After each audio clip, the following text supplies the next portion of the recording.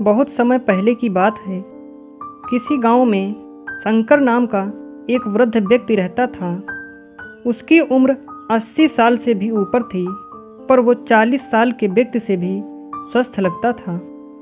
लोग बार बार उससे उसकी सेहत का रहस्य जानना चाहते, पर वो कभी कुछ नहीं बोलता था। एक दिन राजा को भी उसके बारे में पता चला और वो भी उसकी सेहत का रहस्य जानने के लिए उत्सुक हो गए। राजा ने अपने गुप्तचरों से शंकर पर नज़र रखने को कहा। गुप्तचर भेष बदलकर उस पर नज़र रखने लगे। अगले दिन उन्होंने देखा कि शंकर भोर में उठकर कहीं जा रहा है। वे भी उसके पीछे लग गए। शंकर तेजी से चलता जा रहा था। मीलों चलने के बाद वो एक पहाड़ी पर चढ़ने लगा और अचानक ही गुप्तचरों की नज़रों से गायब हो गया। गुप्तचर वहीं रुक उसका इंतज़ार करने लगे। कुछ देर बाद वो लौटा। उसने मुट्ठी में कुछ छोटे छोटे फल पकड़ रखे थे और उन्हें खाता हुआ चला जा रहा था। गुप्तचरों ने अंदाज़ा लगाया कि हो ना हो शंकर इन्हीं रहस्यमयी फलों को खाकर इतना स्वस्थ है।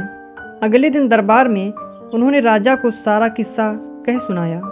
राजा ने उस पहाड़ी पर जाकर उन फलों का पता लगाने का आदेश दिया, पर बहुत खोजबीन करने के बाद भी कोई ऐसा असाधारण फल वहाँ नहीं दिखा।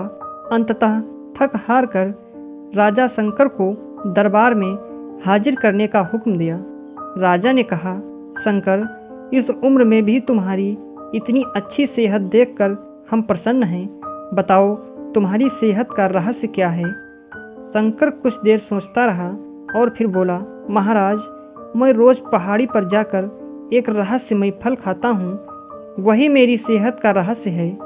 ठीक है, चलो हमें भी वहाँ ले चलो और दिखाओ वो कौन सा फल है। सभी लोग पहाड़ी की ओर चल दिए। वहाँ पहुँचकर शंकर उन्हें एक बेर के पेड़ के पास ले गया और उसके फलों को दिखाते हुए बोला, हुजूर, यही वो फल है जिसे मैं रोज़ खाता हूँ।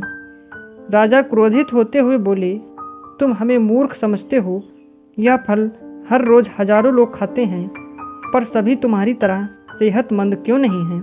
शंकर विनम्रता से बोला, महाराज, हर रोज़ हजारों लोग जो फल खाते हैं वो बेर का फल होता है, पर मैं जो फल खाता हूँ वो सिर्फ बेर का फल नहीं होता, वो मेरी मेहनत का फल होता है।